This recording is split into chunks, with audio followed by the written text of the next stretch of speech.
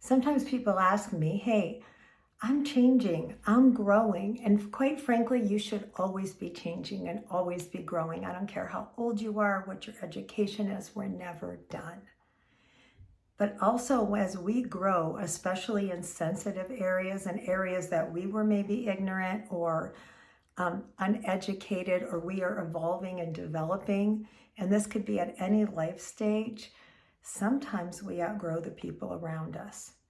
Friends, family members, and I don't mean family members, write them off, I'm bigger than you, I'm better than you, but perceptions, toxic behaviors. And unfortunately, sometimes we outgrow other people. My name is Dawn, the Recovery Lady, D-A-W-N, like the morning, not Dawn or Donna or John or all the things I've been called. And today I just want to talk about what happens, two things, when we are growing in our emotional intelligence, growing in our mental and behavioral health, getting a grip on the things we needed to change about ourselves. But we have surrounded ourselves or in relationships with or have friends with people who haven't grown in those areas. What does that mean for us if that starts to become uncomfortable? Well, there's a couple of things with that. And unfortunately, yes, sometimes we do outgrow people. Sometimes in marital relationships and partnerships, what I've seen is, let's use the example of a codependent and an alcoholic, very old 1950s classic, when it all started, baseline. And all of a sudden the codependent starts to say, hey, the drinking isn't working for me.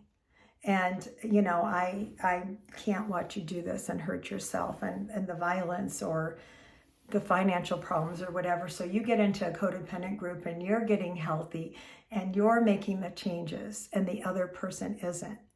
So what I see, so let's say the wife is the drinker and the husband's the one going, wow, I can't live in this chaos anymore. And emotionally, I need to make good choices for myself. I've seen a lot of spouses say, gosh, I could take this trip, I could do this, I could do that, but I want to wait for Susie to get sober. I want to wait for her to get better before I move forward. So you have, relationship could be a friendship. Let's just say it's the partnership, and the one spouse is or partner is moving forward and getting better, and then they stop saying, well, I'll wait for this one to catch up so we can move forward together. Each of our recovery journeys is different. You should never base your recovery journey on your mates. If you're moving forward with your health, move forward. This person will choose to get the help and move forward with you or not. You cannot control it. But God calls us to know Him, to reach out to Him, and to constantly be bettering ourselves. And we're responsible to do it for our well-being. And yes, there are times that you are going to outgrow somebody. And I'm not talking about a mate or saying get the D word, divorce or anything like that, but you're going to grow in areas maybe where you had some major deficits, maybe a lot of biases, maybe bigotry, maybe, just many, many different areas where you could grow and realize you grew up in an area or you surrounded yourself or your best friend is still in that. Let's say it's a prejudice of some type. And maybe let's just say you got raised in a home somewhere. There's a lot of prejudice. So whatever that prejudice is, you adopted it and kind of have lived it. And then you got educated. You're moving forward. We're all called to do that. Let's not stay and get stuck. And now your best friend is still living in that and you're seeing it for what it is. And they're choosing not to move forward. Yes, it's okay to move forward without them. And sometimes if their behavior is hurtful and toxic, they can't even stay. You can't stay in their life because it's going to drag you down and take you backward, and it's not tolerable. I feel this way with racism, and I just want to give you an example. I had somebody living in my home once, had a season, renting out rooms or whatever to people. You can, if you're Airbnb-ing it, someone was staying in my house, and that person had a lot of, there's no tolerance for racism in my home. So I was hearing comments and stuff and things that were on that point, were on that side, and I was uncomfortable. And I told that person lovingly and openly, because we don't want to judge, hey, a lot of people would perceive that comment as racist and dated and not okay and discriminatory and find it very hurtful. And I remember the person paused, like, where is she going? And I said, and I was praying in my head the whole time, I said, and I'm one of those people. I find it offensive and it's not okay in my house. And this person had signed a lease. And so I had like 90 days or something to figure out what to do within the law. And I had to do that 2 or 3 times. I couldn't change the way the person thought, but I set a boundary as to what I would put up with. And I wasn't hanging out with this person socially, but that didn't happen in my home anymore. And I don't know what ended up happening to them. So that's something you can try with someone.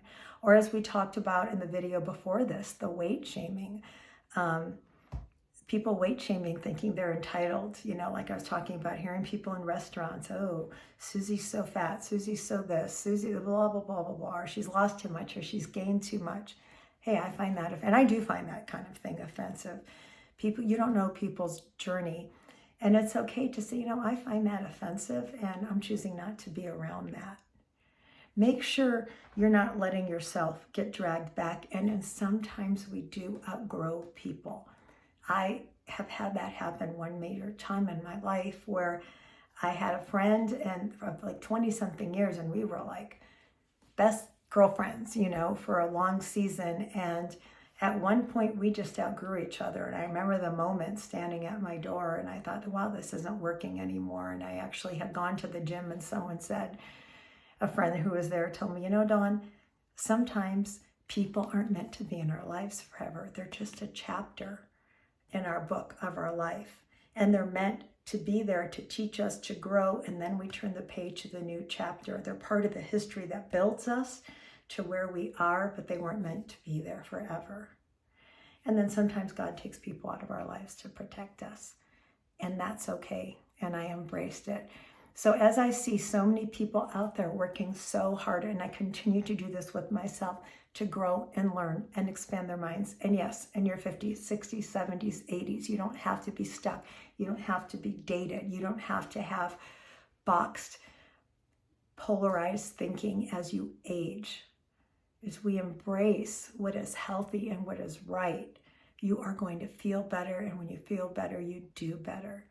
So I just want to encourage you, if you're on that journey and you're changing, if you're finding a relationship with the Lord that you always wanted, and your family thinks you're a Jesus freak, or your mate doesn't want that, you move forward. You move forward and grow yourself and get the healing you deserve. And sometimes people are just a chapter in our book. And sometimes they're there forever and we can compromise, but sometimes we can't. But the whole bottom line of this is you keep developing in your relationship with God, in your relationship with the Lord, in your biases, in the way you view things. And try not to be deciding that this is just the way I am at this age, and be willing to change. Hope that was helpful. I love you guys.